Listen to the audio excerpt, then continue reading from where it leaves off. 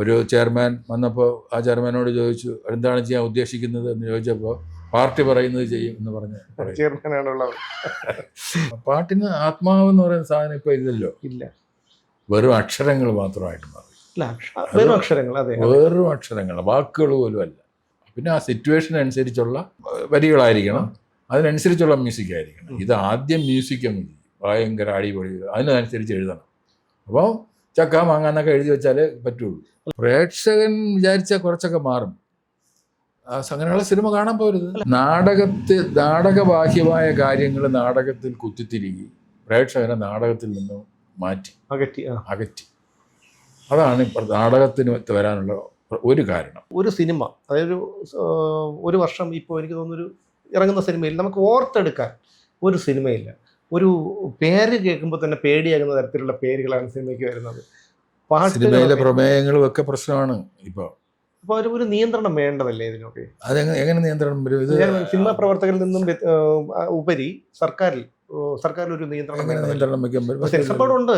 പക്ഷെ censor board ഉണ്ടെങ്കിലും അവരെന്ത് ചെയ്തു കഴിഞ്ഞാലും സെൻസർ ബോർഡ്, അതെനിക്ക് തോന്നുന്നു സെൻസർ പോലും ചെയ്യാതെ വിടുന്നു തോന്നുന്നു പല സിനിമകളും. തീർച്ചയായിട്ടും സെൻസർ ബോർഡിനൊക്കെ ലിമിറ്റേഷൻ ഉണ്ട്. അവർക്ക് ഒരു നോംസ് ഉണ്ട്. ആ നോംസ് വെച്ച് കൃത്യമായിട്ട് ആ നോംസിൻ്റെ അകത്ത് വരുന്നെങ്കിലേ അവർക്ക് ഒബ്ജക്റ്റ് ചെയ്യാൻ പറ്റുള്ളൂ. ഇവർ കൊടുക്കുമ്പോഴേ ഇതറിയാം ഇവർക്ക്, അതൊക്കെ ഒഴിവാക്കിയേ കൊടുക്കുകയുള്ളൂ. അല്ലെങ്കിൽ അതിൽ നിന്ന് രക്ഷപ്പെടാനുള്ള പഴുത് നോക്കിയിട്ടേ കൊടുക്കുള്ളൂ. പക്ഷെ അത് ഇൻഡസ്ട്രിയെ തന്നെ സാരമായി ബാധിക്കുന്നുണ്ട്. തീർച്ചയായിട്ടും അത് പ്രേക്ഷകൻ വിചാരിച്ചാൽ കുറച്ചൊക്കെ മാറും. അങ്ങനെയുള്ള സിനിമ കാണാൻ പോരുത്. അല്ല, പ്രേക്ഷകർ ഒരുപാട് മാറ്റമുണ്ട്. പ്രേക്ഷകർ കാണാൻ പോകുന്നില്ല ഇപ്പോൾ, അങ്ങനെ സിനിമ കാണാൻ പോകുന്നില്ല. പക്ഷെ അതിന് പകരം അവർ പ്രയോഗിക്കുന്ന ഒരു തന്ത്രമുണ്ട്. ഇപ്പോൾ നെഗറ്റീവ് പബ്ലിസിറ്റി. ഒരു സിനിമ ഇറങ്ങുന്നതിന് മുമ്പ് തന്നെ ആ സിനിമയെ കുറിച്ച് ഒരു നെഗറ്റീവ് പബ്ലിസിറ്റി, അങ്ങനെ എന്തെങ്കിലും ഒരു ഇതൊക്കെ ഉണ്ടാക്കിയിട്ട് ചർച്ച ചെയ്ത് അങ്ങനെ ചെയ്യുന്നുണ്ട്. അത് ഇപ്പോൾ വന്നൊരു പ്രധാന ഒരു സിനിമയുണ്ടല്ലോ, അതും അത് അങ്ങനെ വന്നതാണ്. അതെ, എമ്പുരാനൊക്കെ വന്നപ്പോഴത്തേക്കും അത് തന്നെയാണ് ഉണ്ടായത്. അതുപോലെ നമുക്ക് നാടകം എന്ന് പറഞ്ഞു കഴിഞ്ഞാൽ ഒരുപാട് കലാകാരന്മാർ ഇതുകൊണ്ട് ജീവിച്ചിരുന്ന ഒരു മേഖലയാണ്. അതിലുപരി നാടകം എന്ന് പറഞ്ഞ പ്രേക്ഷകൻ്റെ പ്രതികരണം നമുക്ക് അപ്പം തന്നെ അറിയാൻ പറ്റും. അങ്ങനെയുള്ള ഉത്സവപ്പറമ്പുകളൊക്കെ അന്ന് നാടകം ഒരുപാട് കളിച്ചിരുന്നു. പക്ഷെ ഇന്ന് വളരെ ചുരുക്കം നാടക സമിതികളും പ്രവർത്തകരുമൊക്കെ ഉള്ളൂ. അത് ഇത്രയും മഹത്തായ ഒരു കലാരൂപത്തെ ഒരു നാശത്തിലേക്ക്. ഞാൻ നാടകം കളിച്ചിട്ടുണ്ട്, പ്രൊഫഷണൽ നാടകം കളിച്ചിട്ടുണ്ട്, തെരുവ് നാടകങ്ങൾ കളിച്ചിട്ടുണ്ട്, എല്ലാ നാടകങ്ങളും കളിച്ചിട്ടുണ്ട്, നാഷണൽ ഫെസ്റ്റിവൽ വരെ കളിച്ചിട്ടുണ്ട്. നാടകബാഹ്യമായ കാര്യങ്ങൾ നാടകത്തിൽ കുത്തിത്തിരികി പ്രേക്ഷകനെ നാടകത്തിൽ നിന്ന് മാറ്റി അകറ്റി. അതാണ് ഇപ്പോൾ നാടകത്തിന് വരാനുള്ള ഒരു കാരണം. പിന്നെ ബാക്കിയുള്ള കലകളൊക്കെ ഒരുപാട്, ഈ ടെലിവിഷനും സിനിമയൊക്കെ ഒരുപാട് ഇമ്പ്രൂവ് ചെയ്തതിൻ്റെ ഒരു കുഴപ്പം നാടകത്തിന് വന്നിട്ടുണ്ട്. അപ്പോൾ ഇതെല്ലാം കൂടി ആയപ്പോൾ നാടകത്തിനെ വല്ലാതെ ബാധിച്ചു. നാടകത്തിൽ അഭിനയിക്കാൻ പോലും ആളെ കിട്ടാത്ത അവസ്ഥയായി. ഈ സംഗീത നാടക അക്കാദമിക്ക് ഉണ്ടല്ലോ, അപ്പോൾ അതിന് ഈ നാടകത്തിനെ പ്രോത്സാഹിപ്പിക്കാനും ഈ കലാകാരന്മാരെ നിലനിർത്താനും ഒക്കെ അവരൊരു പ്രവർത്തനങ്ങളും വേണ്ടത്ര അതിൽ മുരളി 2 പേര് ചെയർമാൻമാരായിരുന്നപ്പോൾ അതിൻ്റെ പ്രവർത്തനങ്ങൾ നടന്നിട്ടുണ്ട്. ഒന്ന് Murali, international theatre festival of Kerala എന്നും പറഞ്ഞ് എല്ലാ രാജ്യങ്ങളിൽ നിന്നുള്ള നാടകങ്ങൾ കൊണ്ടുവന്ന് ഇവിടെ കളിപ്പിച്ച് ഇപ്പോഴും നടക്കുന്നുണ്ട്. പുള്ളിയുടെ ഒരു ഇതുണ്ട്. അതുപോലെ തന്നെ വേറൊരു സൂര്യകൃഷ്ണമൂർത്തി ചെയർമാനായിരുന്നു.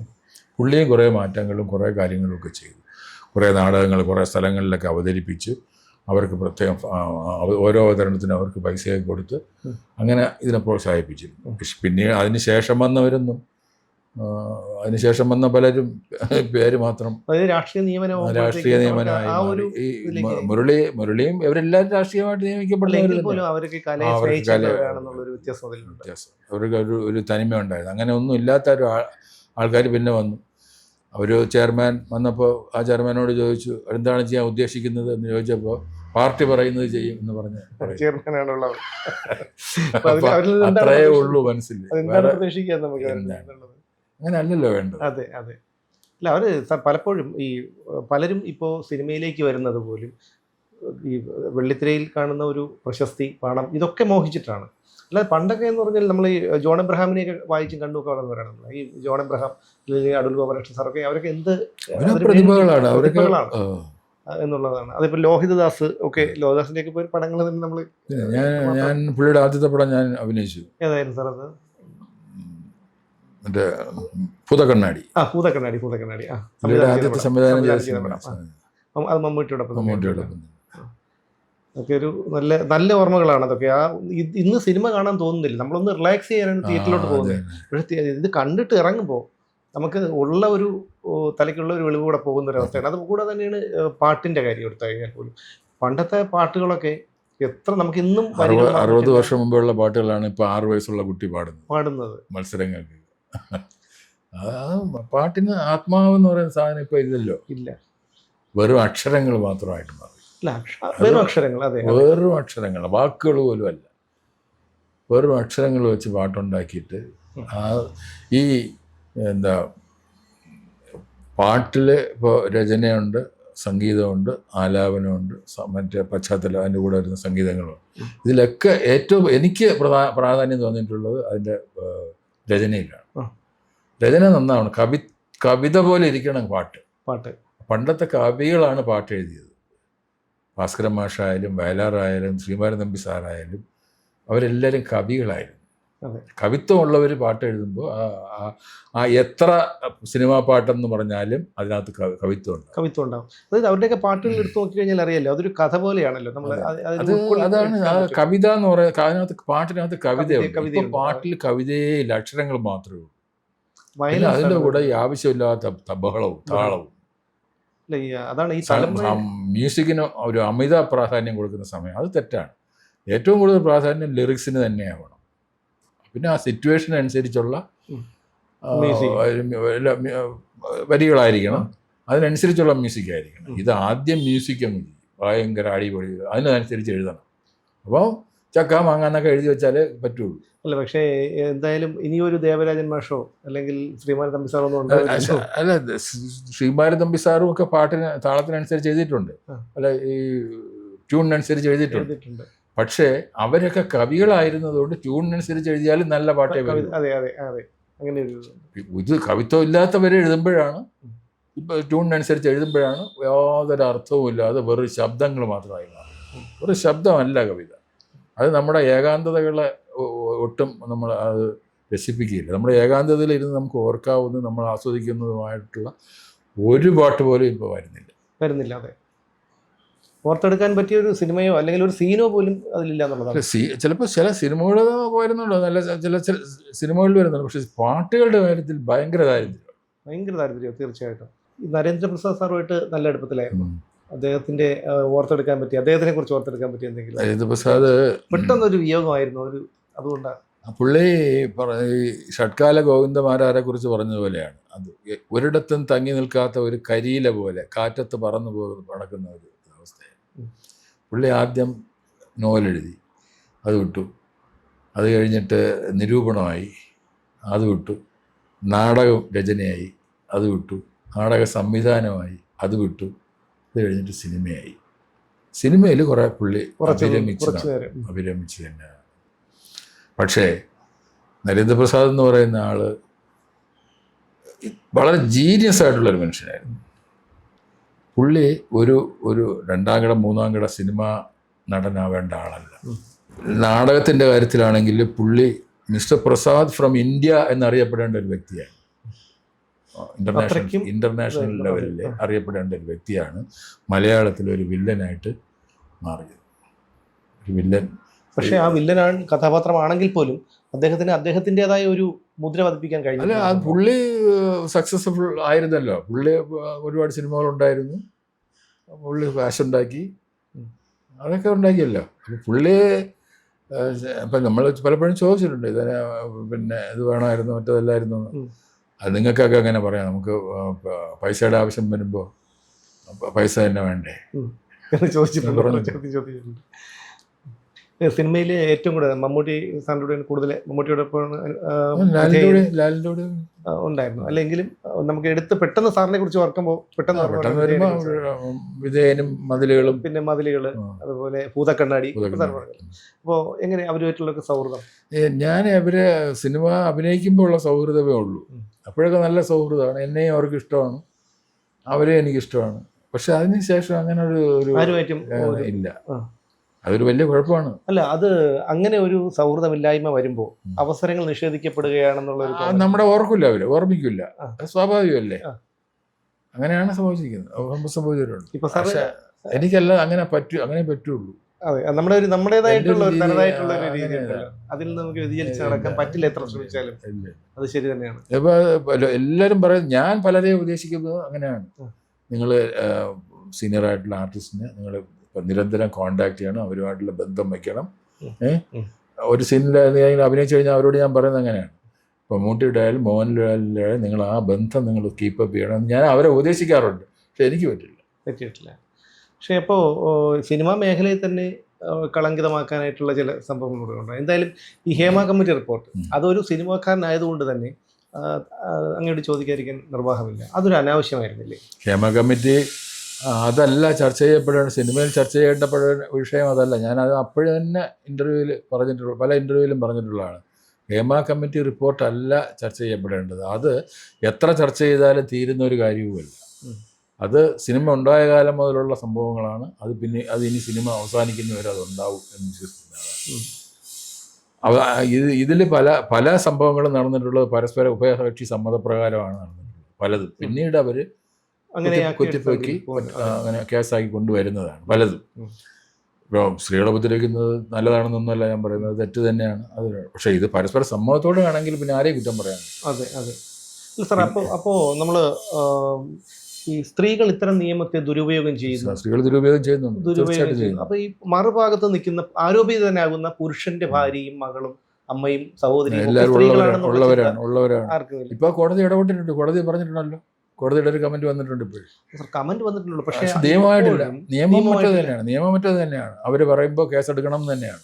അല്ല, അതായത് ഒരു ആളെ ലക്ഷ്യമിട്ടാൽ, തകർക്കാൻ ലക്ഷ്യമിട്ടാൽ, അയാളെ, ഒരു പുരുഷനെ തകർക്കാൻ ലക്ഷ്യമിട്ടാൽ അതിന് സഹായമാകുന്ന നിയമങ്ങളിലൂടെ ഒരുപാടാണ്. അത് തെറ്റാണ്. അങ്ങനെയുള്ള നിയമങ്ങൾ പലത് അവരുടെ രക്ഷയ്ക്ക് വേണ്ടി കൊണ്ടുവന്ന നിയമങ്ങളാണ്. അത് അവർ ദുരുപയോഗം ചെയ്തു എന്നുള്ളതാണ്. ദുരുപയോഗം ചെയ്യുമ്പോൾ ആ നിയമം എടുത്ത് മാറ്റേണ്ടി വരും. കാരണം ഇതുകൊണ്ട് സഫർ ചെയ്യുന്ന സാധാരണ പാവപ്പെട്ട ആൾക്കാരല്ലേ, നിരപരാധികളായിരിക്കും. അതെ, പല കോടതികളും ഇതിനെതിരെ ഒരു പരാമർശം നടത്തുന്നുണ്ട് എന്നുള്ളതിൽ അല്ലാതെ അവർക്കും നിയമപരമായിട്ടുള്ള ഒരു ഇത് കേസെടുക്കണം. ഒരു സ്ത്രീ കംപ്ലൈന്റ് ചെയ്ത് കഴിഞ്ഞാൽ കേസ് എടുക്കണം. യാതൊരു അന്വേഷണവും ഇല്ലാതെ അപ്പം തന്നെ കേസ് അറസ്റ്റ് ചെയ്യണം എന്നാണ് നിയമം.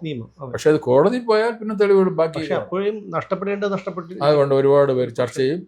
ഇരയുടെ പേര് പറയുകയുമില്ല, ഈ മറ്റേ പ്രതിയുടെ പേര് പറയുകയും ചെയ്യും. പ്രതിയല്ല, കുറ്റാരോപിതനാണ്, പ്രതിയല്ല. അപ്പോൾ കുറ്റാരോപിതനാണ്.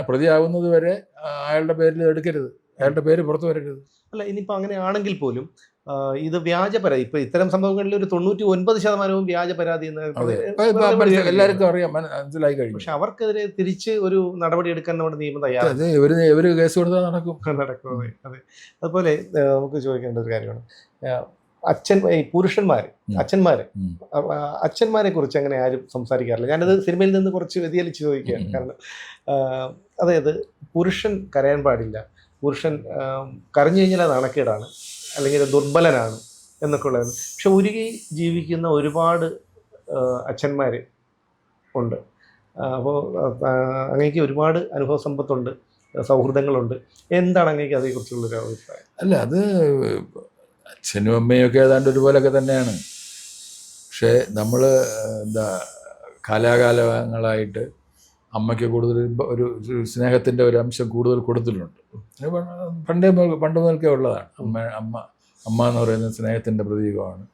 അച്ഛൻ എന്ന് പറയുന്നത് ഈ പറഞ്ഞ പോലെ കരയാതെ എപ്പോഴും ചിലപ്പോൾ ദേഷ്യപ്പെടുകയും ഒക്കെ ചെയ്യുന്ന ഒരാളായിട്ടാണ് അച്ഛനെ നമ്മൾ സങ്കല്പിക്കുന്നത്. എൻ്റെ അഭിപ്രായത്തിൽ രണ്ടുപേരും അവർക്ക് ഈക്വൽ ഇമ്പോർട്ടൻസ് ആണ്.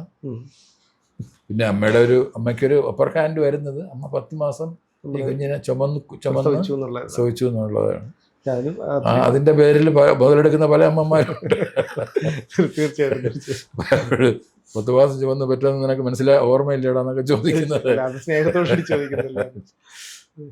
പിന്നെ എല്ലാവരുടെ ഇപ്പോഴത്തെ ഒരു ഇതാണ് ആത്മകഥ എഴുതുക എന്നുള്ളത്. കാരണം ഏകദേശം എല്ലാ മേഖലകളിലുള്ള ആൾക്കാരും, അതായത് ചെറുപ്പക്കാർ പോലും ആത്മകഥ എഴുതി കഴിഞ്ഞു. അങ്ങേക്ക് ഒരുപാട് അനുഭവമുള്ള ഒരാളാണ്. ഒരുപാട് അനുഭവങ്ങളുണ്ട്. ആത്മകഥയിലേക്ക് വല്ലോ ഒരു ആത്മകഥയും പൂർണ്ണമായും സത്യസന്ധമല്ല. അല്ല അത് 100% സത്യസന്ധമായ ഒരു ആത്മകഥ ഇന്ന് വരെ ഉണ്ടായിട്ടുള്ളതായിട്ട് എനിക്ക് തോന്നിയിട്ടില്ല. മാധവിക്കുട്ടിയുടെ എൻ്റെ കഥ പോലും ശരിയായിട്ടുള്ള ഒരു ആത്മകഥയല്ല.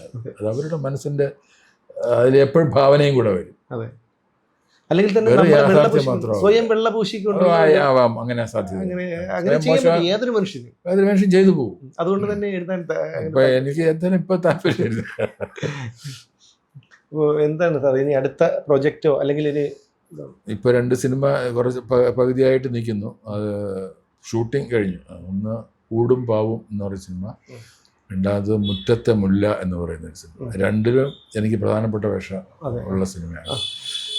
വേറെ സ്റ്റാർ കാസ്റ്റ് ഒന്നും വലുതായിട്ടില്ലാത്ത സിനിമയാണ്. പക്ഷെ ഇപ്പൊ അങ്ങനെ വേണ്ട, നല്ല സിനിമയാണെങ്കിൽ ആള് കാണും.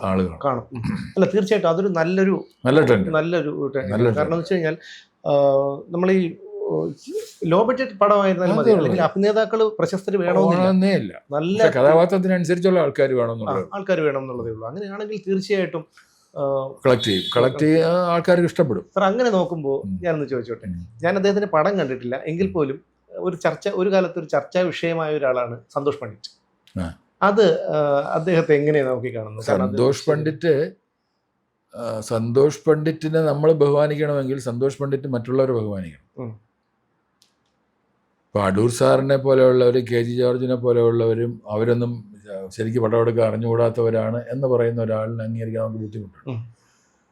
കാരണം ഇത് സിനിമ എന്ന് പറയുന്നത് ഒരു പഠന വിഷയമാക്കി യൂണിവേഴ്സിറ്റികൾ വരെ ഉണ്ട്. ഇപ്പോൾ ഫിലിം ഇൻസ്റ്റിറ്റ്യൂട്ടുകളുണ്ട്. അത് മുഴുവൻ അതിൻ്റെ ഒന്നും ആവശ്യമില്ല എന്നൊക്കെ പറയുന്ന ഒരു രീതി ഉണ്ടായിരുന്നു സന്തോഷ് പണ്ഡിറ്റ്. ഞാൻ അതിനോടാണ് എനിക്ക് വിയോജിപ്പുള്ളത്. പിന്നെ അയാൾ അവരവർക്ക് ഇഷ്ടമുള്ള രീതിയിൽ സിനിമ എടുക്കാം, അതൊന്നും തെറ്റൊന്നും പറയുന്നില്ല. പക്ഷേ നമ്മുടെ ഒരു സിനിമ എടുത്താൽ അത് ഒരുപാട് ആളുകൾ ചെന്ന് കാണുന്നത്, ഞങ്ങളുടെ തമ്മിലൊരു ഇതുണ്ടായിരുന്നു. ഏഷ്യാനെറ്റിൽ പണ്ടൊരു ലൈവ് ചർച്ച ഉണ്ടായിരുന്നു. ജോൺ ബ്രിട്ടാസ് ആയിരുന്നു അന്ന് ഇതിൻ്റെ കോമ്പയർ ചെയ്തു. അപ്പോൾ ഇതുപോലെ പറഞ്ഞു. അപ്പോൾ എൻ്റെ സിനിമ കണ്ട അത്രയും അപ്പോൾ അടൂർ ഗോപാലകൃഷ്ണൻ്റെ സിനിമ, എൻ്റെ സിനിമ കണ്ട അത്രയും ആൾക്കാർ അടൂർ ഗോപാലകൃഷ്ണൻ്റെ സിനിമ കാണില്ല എന്ന് പറഞ്ഞു അയാൾ. അടൂർ ഗോപാലകൃഷ്ണൻ്റെ സിനിമ കണ്ടവരെക്കാളും കൂടുതൽ എൻ്റെ സിനിമ കണ്ടിട്ടുണ്ടെന്ന്. അപ്പോൾ ഞാൻ പറഞ്ഞു, ഒരു സ്ഥലത്ത് ഒരു കുട്ടി ജനിക്കുമ്പോൾ ആ കുട്ടിയുടെ ബന്ധുക്കളൊക്കെ പോയി കാണും, സ്നേഹത്തോടുകൂടി പോയി കാണും. അത് വളരെ കുറച്ച് പേരെ കാണും. പക്ഷേ ഒരു സ്ഥലത്ത് 4 കാലും 6 കൈയുമായിട്ടുള്ള ഒരു കുട്ടി ജനിച്ചാൽ ഒരുപാട് പേര് പോയി കാണും. എന്ന് വെച്ചാൽ ആ കുട്ടിയാവില്ല വളർന്ന് ഇവിടുത്തെ പ്രധാനമന്ത്രി, പ്രസിഡൻ്റ് ഒക്കെ ഒന്നും ആവുന്നത്, ഓർമ്മ കാണും.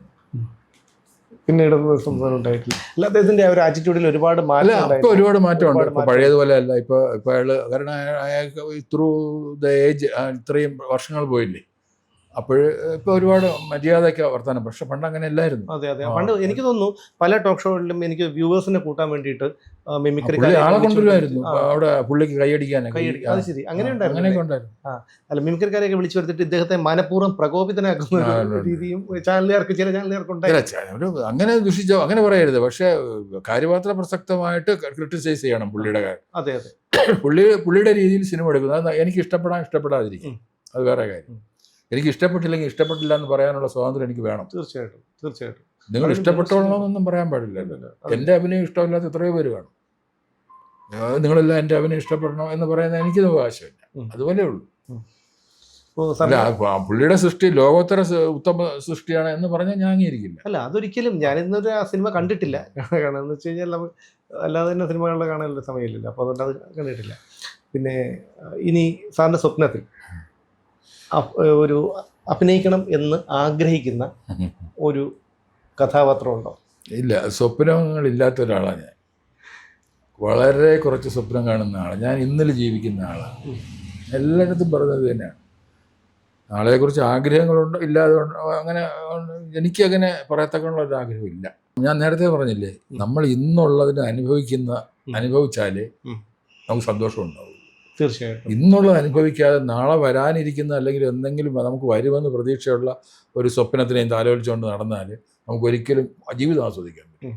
അതിൻ്റെ ടെൻഷനായിരിക്കും. അത് കിട്ടിയില്ലെങ്കിലുള്ള പ്രയാസമൊക്കെ ആയിരിക്കും. എനിക്കതില്ല. കലാജീവിതത്തിലും ഔദ്യോഗിക ജീവിതത്തിലും വ്യക്തിപരമായ ജീവിതത്തിൽ തൃപ്തനാണ്. എല്ലാ ഞാൻ 38 വർഷം സർവീസ് ഉണ്ടായിരുന്നു. എനിക്ക് 38 വർഷം സർവീസ് ചെയ്ത് നല്ല ഒരു ഓഫീസറാണെന്നുള്ളത് എനിക്ക് റിട്ടയർ ചെയ്തു. ഇത്രയും തിരക്കൊക്കെ ഉണ്ടായിരുന്നിട്ടും എനിക്കത് പറ്റി.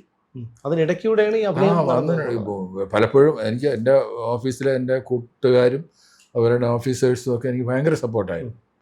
അതുകൊണ്ടാണ് എനിക്ക് അങ്ങനെ പറ്റിയത്. പലയിടത്തും പലർക്കും റിസൈൻ ചെയ്യേണ്ടി വന്നു, വോളണ്ടറി റിട്ടയർമെൻ്റ് ഒക്കെ എടുക്കേണ്ടി വന്നു. ഇത് ഞാൻ അങ്ങോട്ട് പറഞ്ഞിട്ട് പോലും എൻ്റെ ഓഫീസേഴ്സ് എൻ്റെ ഒന്നും ആവശ്യമില്ല, നിങ്ങൾ ലീവ് എടുത്താൽ മതി എന്ന് പറഞ്ഞ് ഭയങ്കര പിന്തുണ ഉണ്ടായിരുന്നു. അതുകൊണ്ടാണ് 38 വർഷം എനിക്ക് സർവീസ് ചെയ്യാൻ പറ്റിയത്, ഇത്രയും തിരക്കുണ്ടായിട്ട്. അപ്പോൾ ഈ സിനിമ ഇല്ലാത്ത സമയങ്ങളിൽ സാർ റിട്ടയർമെൻറ്റ് ലൈഫ് കഴിഞ്ഞല്ലോ, അപ്പോൾ റിട്ടയർമെൻറ്റ് ലൈഫാണ് ഇപ്പോൾ, ഔദ്യോഗിക ജീവിതം കഴിഞ്ഞു. അപ്പോൾ അങ്ങേക്ക് എന്താണ്, വായനയാണോ, യാത്രയാണോ? ചെറുതായിട്ടൊക്കെ വായിക്കും. കുറേ ഈ പറഞ്ഞ പോലെ കുറേ പുസ്തക പ്രകാശനമൊക്കെ ഉണ്ടാവും. അപ്പോൾ ആ പുസ്തകങ്ങൾ തന്നെ വായിക്കാൻ കുറേ സമയം എടുക്കും. പിന്നെ പലർക്കും പുസ്തകങ്ങൾ തന്നിട്ട് ആമുഖം എഴുതി കൊടുക്കണമെന്ന് പറയും, എഴുതി കൊടുക്കും. പിന്നെ ഈ യാത്ര എവിടെ എങ്ങോട്ടെങ്കിലുമൊക്കെ. കഴിഞ്ഞ മാസം ഞാൻ ആദ്യം മൂന്നാറിൽ ഷൂട്ടിംഗ് ഉണ്ടായിരുന്നു. ഷൂട്ടിംഗ് കഴിഞ്ഞ് ഇവിടെ തിരിച്ചെത്തി 2 ദിവസം കഴിഞ്ഞപ്പോൾ ബഹ്റൈനിൽ പോകേണ്ടി വന്നു. അവിടെ ഒരു ഷോർട്ട് ഫിലിം ഉണ്ടായിരുന്നു. അതുപോലെ തന്നെ അവിടെ 1-2 ഫങ്ഷൻസ് ഉണ്ടായിരുന്നു. അത് കഴിഞ്ഞ് തിരിച്ചു വന്നു. പിന്നെ ഒന്നാണ് എറണാകുളത്ത് പോകണം. പിന്നെ മെനഞ്ഞാന്ന് കായംകുളത്ത് ഒരു ഇനാഗുറേഷന് പോകേണ്ടി വന്നു. ഇത് പലരും നമ്മുടെ അറിയുന്ന ആൾക്കാരാണ് വിളിക്കുന്നത്. പോകാതിരിക്കാനും പറ്റില്ല. ഇതുപോലെ എഴുതി തരണമെന്നും പറഞ്ഞ് നമ്മൾ അറിയുന്ന ആൾക്കാരായിരിക്കും പുസ്തകം അയച്ചു തരുന്നത്. ഈ പുസ്തകം നമ്മൾ വായിക്കണ്ടേ, നമ്മൾ എഴുതാൻ പറ്റുള്ളൂ. അങ്ങനെയൊക്കെ വരുമ്പോൾ ഏറ്റവും കൂടുതൽ ഞാൻ തഴയുന്നത് കുടുംബത്തിനാണ്. അവരൊക്കെ ഉണ്ട്. പിന്നെ മക്കളൊക്കെ വലുതായി. പിന്നെ എൻ്റെ കൊച്ചുമക്കൾ 2 പേര് ബിടെക് പഠിക്കുന്നു. അത് ശരി. ഒരാള് 10th-ലായി, കൊച്ചുമോള്. അപ്പൊ അവർക്കൊരു പരിഭവം ഇല്ലേ കൊച്ചു അപ്പൂപ്പനെ കാണാൻ? അല്ല, പരിഭവം എന്ന് വെച്ചാൽ എവിടെ പോകണു എന്ന് വരും എന്നൊക്കെ ഒരു ചോദ്യമുണ്ട്. അത്ര നമ്മൾ ഈ തോറ്റു പോകുന്നത് ഞാൻ കേട്ടിട്ടുണ്ട്. നമുക്ക് നമ്മൾ എൻ്റെ മക്കളുടെ അടുത്ത് അല്ല ഞാൻ തോറ്റിട്ടുള്ളത്, കൊച്ചുമക്കളുടെ അടുത്ത്. അത് നമ്മൾ ദാസേട്ടൻ തന്നെ പറഞ്ഞിട്ടുണ്ട്, മക്കളുടെ അടുത്ത് തോറ്റിട്ടില്ല. പക്ഷേ കറക്റ്റ്, അത് വളരെ സത്യസന്ധമായ കാര്യം, അതിൽ കള്ളത്തരമേ ഇല്ല. എനിക്കിപ്പോഴും എൻ്റെ മക്കളുടെ അടുത്ത് ഉള്ളതിനേക്കാളും കൂടുതൽ സ്നേഹം കൊച്ചുമക്കളുടെ. അവരെന്ത് ചോദിച്ചാലും ചെയ്തു കൊടുക്കുക. അതെല്ലാ അപ്പൂപ്പന്മാരും അങ്ങനെയാണ്. ഇപ്പം എന്തായാലും അങ്ങയുടെ വിലപ്പെട്ട സമയം, ഒരുപാട് സമയം വേണ്ടി മാറ്റിവെച്ചു. ഇനിയും നല്ല നല്ല വേഷങ്ങൾ ചെയ്ത് ഞങ്ങളെ വിസ്മയിപ്പിക്കാൻ അങ്ങേക്ക് കഴിയട്ടെ എന്ന് ആഗ്രഹിക്കുന്നു, പ്രാർത്ഥിക്കുന്നു, പ്രതീക്ഷിക്കുന്നു. സന്തോഷം.